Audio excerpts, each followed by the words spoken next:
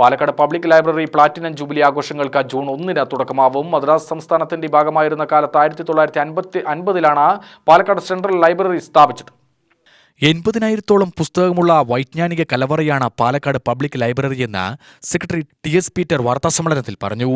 1950 സ്ഥാപിച്ച central library council നിലവിൽ വന്ന 1993 പബ്ലിക് ലൈബ്രറിയായി മാറിയത്. ഇന്ത്യയുടെ പ്രഥമ പ്രധാനമന്ത്രി ജവഹർലാൽ നെഹ്റു കയ്യൊപ്പിട്ട ഇന്ത്യൻ ഭരണഘടന അമൂല്യമായാണ് ലൈബ്രറി സൂക്ഷിക്കുന്നത്. ലോകഭാഷ, രാഷ്ട്രഭാഷ, പ്രാദേശിക ഭാഷകളിലായി അമൂല്യമായ വൈജ്ഞാനിക പഠനഗ്രന്ഥങ്ങൾ ലൈബ്രറിയുടെ മുതൽക്കൂട്ടാണ്. ഏത് വിഷയം പഠിക്കുന്ന വിദ്യാർത്ഥികൾക്കും റഫറൻസ് ചെയ്യാൻ കഴിയുന്ന പുസ്തകങ്ങൾ ലൈബ്രറിയിലേക്ക് വിദ്യാർത്ഥികളെ ആകർഷിക്കുന്ന ഘടകമാണ്.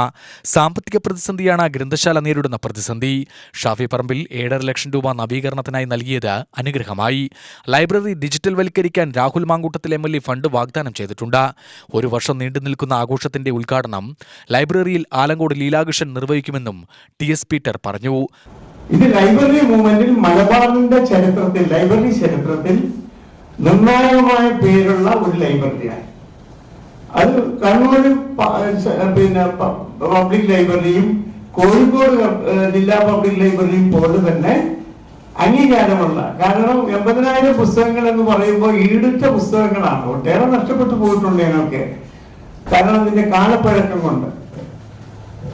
ഇതിന് മർമ്മപ്രധാനമായി ഞാൻ നിങ്ങൾക്ക് തരുന്ന നോട്ടിൽ പറഞ്ഞിട്ടുള്ളത് പോലെയുള്ള ബുക്കുകൾ അക്കാഡമിക് യോഗ്യതയുള്ള ആളുകൾക്ക്, കുട്ടികൾക്ക് പഠിക്കാൻ ആവശ്യമായ സമ്പന്നമാണ് പുസ്തക ശേഖരം.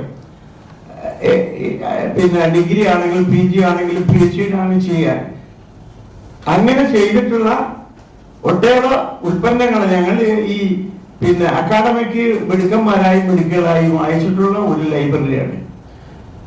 ആ ലൈബ്രറിയുടെ ഒരു പഴയ പാരമ്പര്യം അത് നിങ്ങൾ അറിയണം, നാട്ടുകാരറിയണം.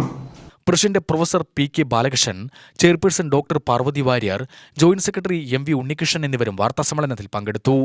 UTV news, Palakkad.